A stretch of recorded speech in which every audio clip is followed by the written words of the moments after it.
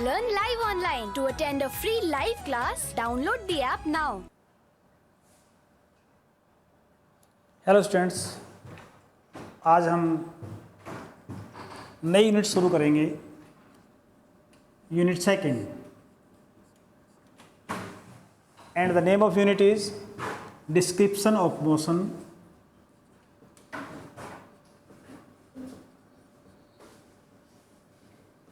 इन 1D।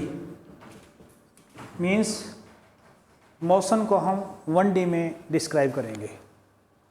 सबसे पहले हमें ये पता होना चाहिए कि व्हाट इज मोशन। मोशन होता क्या है? मोशन,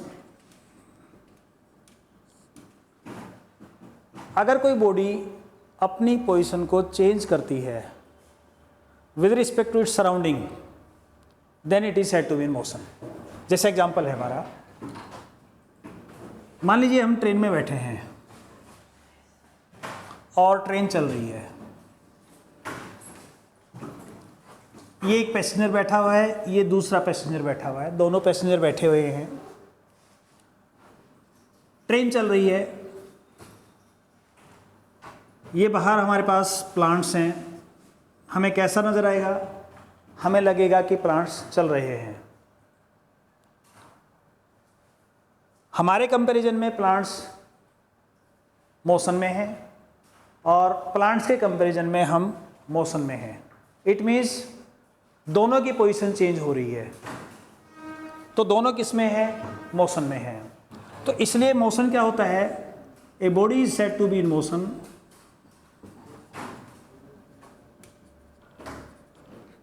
मोशन बॉडी मोशन में कब होगी? If it changes its position with respect to its surrounding।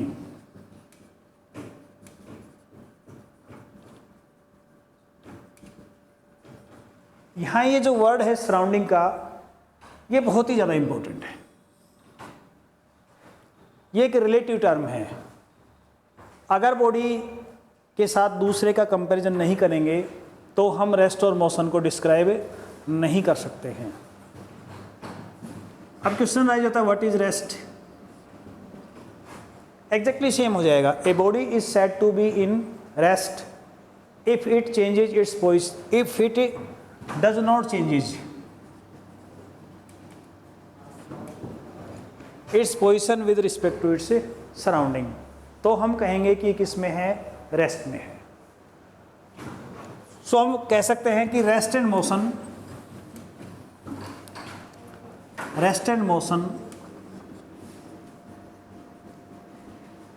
both are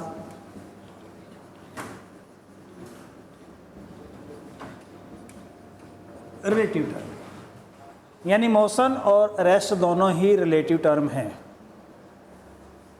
अगर बॉडी, एक ही बॉडी एक ही टाइम में रेस्ट में भी हो सकती है और मोशन में भी हो सकती है। जैसे एग्जांपल है हमारे पास, ये ट्रेन है हमारी। ट्रेन के अंदर एक ये पैसेंजर बैठा हुआ है, दूसरा पैसेंजर ये बैठा हुआ है। दोनों पैसेंजर बैठे हुए हैं, ट्रेन चल रही है, लेकिन एक पैसेंजर दूसरे पैसेंजर के कंपैरिजन में अपनी पोजीशन को चेंज नहीं कर रहा है। इट मीन्स ये दोनों पैसेंजर किस में हैं? रेस्ट में हैं।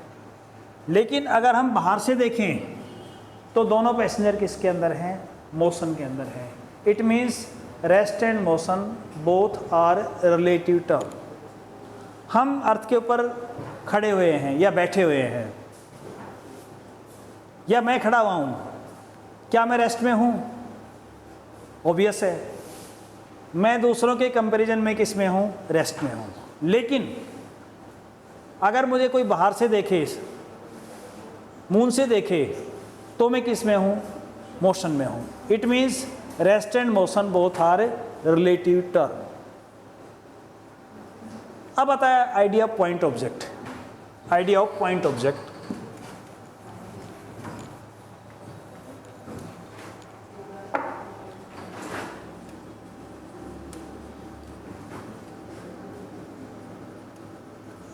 idea of point object. What is point object? Point object क्या है? हम किसी ऑब्जेक्ट को पॉइंट ऑब्जेक्ट कहेंगे अगर वो अपने साइज के कंपैरिजन में लार्ज डिस्टेंस कवर करती है, then object is said to be point object. जैसे एग्जांपल है हमारा, ये हमारा स्टेशन ए है, ये हमारे पास स्टेशन बी है, दोनों स्टेशन हैं। मान लीजिए इनके बीच की डिस्टेंस है 15 किलोमीटर। एक ट्रेन यहाँ से चलती है और ट्रेन बी स्टेशन पर पहुँच जाती है। ट्रेन की साइज़ के कंपैरिजन में जो डिस्टेंस उसने कवर की है वो बहुत ही ज़्यादा है, तो हम ये कह सकते हैं कि train is a point object. Similarly ये हमारे पास अर्थ है, इसके सराउंडिंग में ये मून है, रिवॉल्व करता है। हालांकि मून वैसे बहुत बड़ा होता है, तो हम ये कह सकते हैं कि जो मून है इज ए पॉइंट ऑब्जेक्ट। क्यों? क्योंकि मून ने जो डिस्टेंस कवर की है उसके साइज के कंपैरिजन में बहुत ही ज़्यादा है, तो हम ये कह देंगे moon is a point object. बिल्कुल इसी तरीके से मान लीजिए चारपाई के ऊपर कोई सो रहा है, रात को उसको नींद आ गई और वो गिर गया, उसने डिस्टेंस ट्रेवल की है, लेकिन डिस्टेंस ट्रेवल क्या की है उसने, बहुत ही कम की है, तो हम ये कह सकते हैं कि जो गिरने वाला है मैन वो पॉइंट ऑब्जेक्ट नहीं है। सो पॉइंट ऑब्जेक्ट की क्लियर डेफिनेशन होगी कि an object is said to B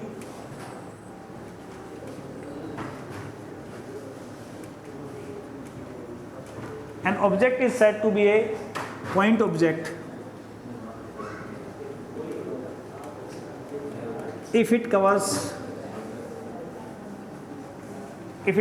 a large distance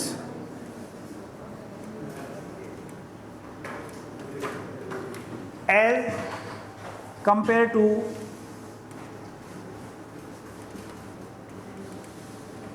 its size। यानी अपनी साइज के कंपैरिजन में अगर उस बॉडी ने डिस्टेंस ज़्यादा कवर किया है तो वो हमारे पास क्या होगी? पॉइंट ऑब्जेक्ट होगी। इसके बाद आता है हमारा नेक्स्ट टॉपिक,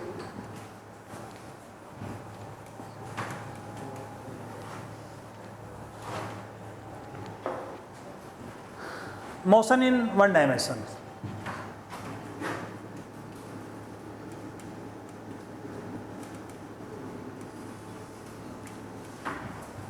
अगर बॉडी के मोशन को डिस्क्राइब करने के लिए सिर्फ एक कोऑर्डिनेट की ज़रूरत हो तो ऐसे मोशन को हम क्या कहेंगे? Motion in one dimension. Means अगर बॉडी स्ट्रेट लाइन में चल रही है तो मोशन कैसा होगा? हमारा वन डायमेंशन मोशन होगा। जैसे एग्जांपल है हमारा, मान लीजिए ये पेन है, इस पेन को मैं यहाँ से ड्रॉप करता हूँ, ये पेन किधर जाएगा? सीधा नीचे जाएगा। ये किसका एग्जाम्पल है? मोशन इन वन डायमेंशन का एग्जाम्पल है। बिल्कुल इसी तरीके से एक नैरो रोड है, उसके ऊपर एक कार चल रही है या आदमी चल रहा है नैरो रोड के ऊपर, तो ये क्या हो जाएगा? मोशन इन वन डायमेंशन हो जाएगा। और मोशन इन टू डायमेंशन क्या होगा? Motion in 2D। अगर हमें दो कोऑर्डिनेट की ज़रूरत है मोशन को डिस्क्राइब करने के लिए तो ऐसे मोशन को हम क्या कहेंगे? Motion in 2 dimensions. एग्जांपल ले लेते हैं हम, मान लीजिए ग्राउंड है, एक आदमी घूमने लग रहा है। कैसे घूम रहा है वो? कभी इधर चला जाता है, कभी इधर चला जाता है, कभी यहाँ आ जाता है। यहाँ से चला था, यहाँ पहुँच गया। उसकी पोजीशन को डिस्क्राइब करने के लिए हमें दो कोऑर्डिनेट की ज़रूरत पड़ेगी। कैसे? ये एक्स कोऑर्डिनेट और ये क्या आ गया हमारे पास? Y coordinate. इट मीन्स अगर दो कोऑर्डिनेट की ज़रूरत पड़ती है मोशन को डिस्क्राइब करने के लिए तो मोशन क्या हो जाएगा? 2 डायमेंशन मोशन हो जाएगा। जैसे एग्जांपल ले लेते हैं हम, कोई आदमी फुटबॉल को किक करता है या क्रिकेटर बॉल को हिट करता है, बॉल कैसे जाएगी? ऐसे जाएगी। मान लीजिए बॉल की पोजीशन यहाँ पर है, इस बॉल की पोजीशन को एक्सप्लेन करने के लिए, फाइंड आउट करने के लिए हमें दो कोऑर्डिनेट की ज़रूरत पड़ेगी, एक्स कोऑर्डिनेट और वाई कोऑर्डिनेट। तो ये मोशन इन 2D हो गया। बिल्कुल इसी तरीके से motion in 3D। 3D motion में 3 कोऑर्डिनेट की ज़रूरत पड़ती है हमें मोशन को डिस्क्राइब करने के लिए, X, Y and Z. Example देख लो, एक मक्खी है, उड़ती है ऐसे, कैसा मोशन हो गया हमारा? 3D मोशन हो गया। क्यों हो गया? वो फ्लोर के साथ भी जा रही है, ऊपर भी जा रही है, इधर भी जा रही है, तीनों डायरेक्शन में जा रही है। तो ऐसे मोशन को क्या कहेंगे हम? 3D मोशन कहेंगे। 3 कोऑर्डिनेट की जरूरत होगी तो हमारा क्या हो जाएगा? 3D motion. 1 कोऑर्डिनेट की जरूरत होगी 1D मोशन, 2 कोऑर्डिनेट की जरूरत होगी 2D मोशन। इसके बाद हम कंसेप्ट लेते हैं डिस्प्लेसमेंट का, concept of distance and displacement.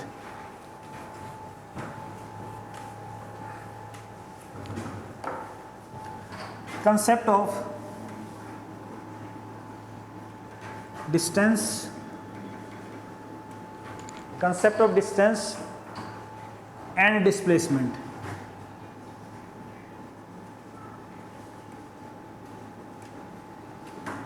Question rise होता है व्हाट इज डिस्टेंस? डिस्टेंस क्या है? डिस्टेंस है एक्चुअल पाथ, और we can say actual length of path followed by the observer और द पर्सन और any object is called distance. Example लेते हैं हम, जैसे कोई भी आदमी घर से चलता है, मान लीजिए एक स्टूडेंट है, सुबह चला घर से, ए पॉइंट से चला, उसके बाद वो दूसरे फ्रेंड के पास पहुंच गया, बी पॉइंट पर पहुंच गया, फिर वो तीसरे फ्रेंड के पास पहुंच गया, सी पर पहुंच गया, फिर कहाँ पर आ गया? डी पर आ गया। तो डिस्टेंस क्या होगी? हमने स्केल लिया, हमने फीता लिया, यहाँ से रखा, फिर यहाँ से रखा और फिर यहाँ से रखा,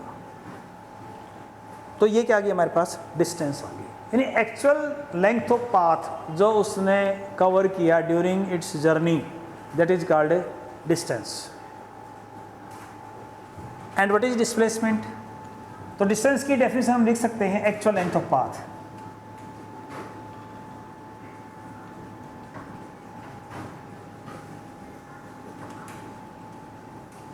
covered by a body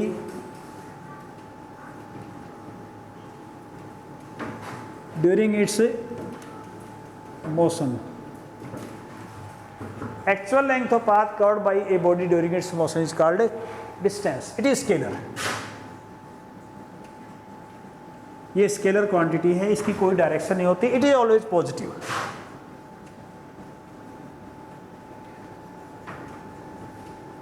ये हमेशा पॉजिटिव ही होगी। Then come displacement. Displacement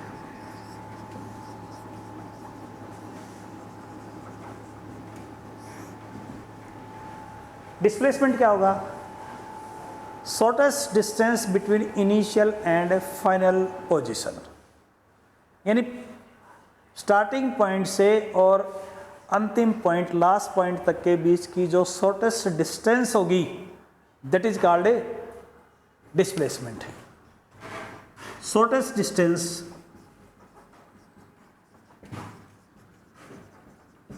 between initial and final point is called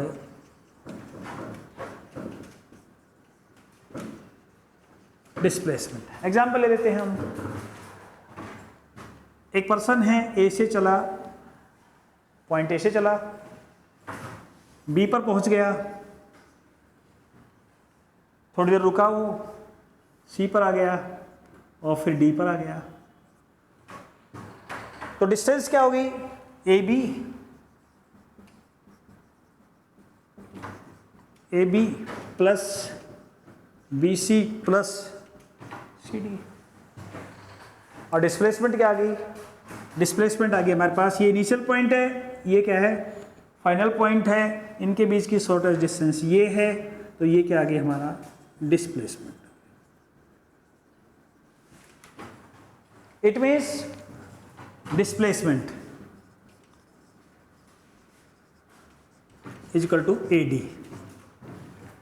लेकिन क्योंकि डिस्प्लेसमेंट वेक्टर क्वांटिटी है तो हम ये डिस्प्लेसमेंट ना लिख करके हम ये लिखेंगे magnitude of displacement, magnitude of displacement आएगा ये। और अगर हमें एक्चुअली डिस्प्लेसमेंट ही लिखना है तो हम कैसे लिखेंगे, displacement is equal to AD। हम वेक्टर का साइन जरूर लगाएंगे, हम सिर्फ मैग्नीट्यूड की बात कर रहे हैं। हम क्या डिस्टेंस और डिस्प्लेसमेंट बराबर हो सकते हैं? बिल्कुल हो सकते हैं। डिस्टेंस और डिस्प्लेसमेंट बराबर कब होंगे, इक्वल कब होंगे? जब बॉडी स्ट्रेट लाइन में मूव करेगी। बॉडी यहां से चली, यहां पहुंच गई, वन डायमेंशन मोशन है, डिस्टेंस और डिस्प्लेसमेंट दोनों इक्वल होंगे ही होंगे। Better we can say distance and magnitude of displacement equal होंगे, ना कि डिस्टेंस और डिस्प्लेसमेंट। डिस्टेंस और डिस्प्लेसमेंट कभी इक्वल हो ही नहीं सकते। क्या इक्वल होगा? डिस्टेंस इक्वल होगा और मैग्नीट्यूड ऑफ डिस्प्लेसमेंट इक्वल होगा। दोनों इक्वल कभी नहीं होंगे। क्यों? क्योंकि एक वेक्टर क्वांटिटी है, एक स्केलर क्वांटिटी है, और कभी भी वेक्टर और स्केलर क्वांटिटी इक्वल हो ही नहीं सकती। इसलिए डिस्टेंस और डिस्प्लेसमेंट इक्वल ना कह के हम कहेंगे magnitude of displacement is equal to distance. क्या डिस्प्लेसमेंट जीरो हो सकता है? Of course. एग्जांपल बताइए, मैं बताता हूं। डिस्प्लेसमेंट और डिस्टेंस इक्वल कब होंगे? बताया था जब वन डायमेंशन मोशन होगा, मैग्नीट्यूड ऑफ डिस्प्लेसमेंट और डिस्टेंस बराबर होंगे। डिस्प्लेसमेंट जीरो कब होगा? मान लीजिए मैंने रूम में एंटर किया, एक रूम में जैसे मैं एंटर करता हूं, क्लासरूम में एंटर करता हूं, एंटर करके मैं ब्लैक बोर्ड पे चला जाता हूं, फिर एक बच्चे से दूसरे बच्चे, तीसरे बच्चे, चलता रहता हूं पूरे दिन, और लास्ट में इस गेट से बाहर निकल जाता हूं। जहाँ से एंटर किया वहीं से मैं निकल गया। इनिशियल पॉइंट भी वही था, फाइनल पॉइंट भी वही था। डिस्प्लेसमेंट क्या हो गया? जीरो हो गया। लेकिन डिस्टेंस तो जीरो नहीं हुआ। तो हम ये कह सकते हैं कि डिस्प्लेसमेंट का जो मैग्नीट्यूड है या तो डिस्टेंस के मैग्नीट्यूड के इक्वल होगा या उससे ज़्यादा होगा। क्या ये नेगेटिव भी हो सकता है? ऑफ कोर्स, डिस्प्लेसमेंट नेगेटिव हो सकता है, लेकिन उसके लिए हमें ओरिजिन सेलेक्ट करना पड़ेगा। कैसे? What is origin? सिंपल सी बात है, ओरिजिन है क्या? ओरिजिन एक रेफरेंस पॉइंट है, एक हमने ऐसा पॉइंट मान लिया है जिसे मेजरमेंट करते हैं हम, दैट इज कॉल्ड ओरिजिन। जैसे हमारा बस स्टैंड है, ये हमारा बस स्टैंड है। मान लीजिए किसी भी शहर का बस स्टैंड है, बस स्टैंड को हमने ओरिजिन मान लिया। हम राइट में चलते हैं, पॉजिटिव ले लेंगे हम, और लेफ्ट में चलते हैं, क्या ले लेंगे हम? नेगेटिव ले लेंगे हम। ये हमारी मेजरमेंट है, ये हमारा ओरिजिन है। ओरिजिन एक पॉइंट होता है जहां से कोई भी मेजरमेंट की जाती है, पोजीशन ऑफ ओरिजिन। ये हमारा ओरिजिन आ गया ओ। हम इस साइड में चलेंगे पॉजिटिव और इस साइड में चलेंगे क्या हो गया? नेगेटिव। लेकिन डिस्टेंस हमेशा क्या होगी? पॉजिटिव। डिस्प्लेसमेंट अगर इस साइड में चले तो डिस्प्लेसमेंट नेगेटिव होगी, और इस साइड में चले तो हमारी डिस्प्लेसमेंट क्या होगी? पॉजिटिव होगी। बिल्कुल हम इसी तरीके से मान सकते हैं कि ऊपर चलेंगे डिस्प्लेसमेंट क्या हो जाएगी? हमारी पॉजिटिव हो जाएगी, नीचे चलेंगे डिस्प्लेसमेंट क्या हो जाएगी? नेगेटिव। लेकिन ये जरूरी नहीं है। हमने अगर ओरिजिन यहां मान लिया तो डिस्प्लेसमेंट इस साइड की पॉजिटिव भी ले सकते हैं हम, यानी ये हमारे रेफरेंस पॉइंट के ऊपर डिपेंड करेगा कि हम कैसा मानते हैं, ऊपर पॉजिटिव मानते हैं या नीचे पॉजिटिव मानते हैं, लेफ्ट में पॉजिटिव मानते हैं या राइट में पॉजिटिव मानते हैं। लेकिन हमें कन्वेंशन लेनी पड़ेगी, एक साइड में हमें पॉजिटिव लेना पड़ेगा और दूसरे साइड में हमें क्या लेना पड़ेगा, नेगेटिव लेना पड़ेगा। So this was about all about origin.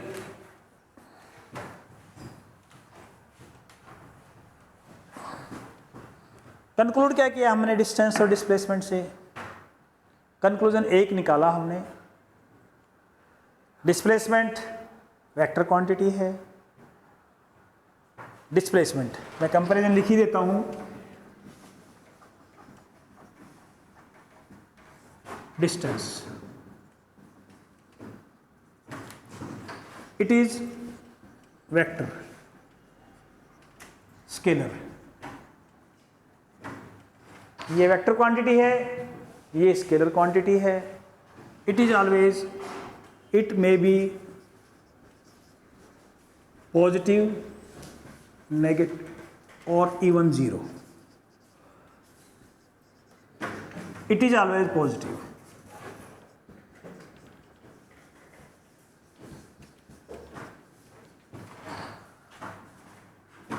It is vector, it is scalar, it may be positive, negative or zero. It is always positive. Magnitude of displacement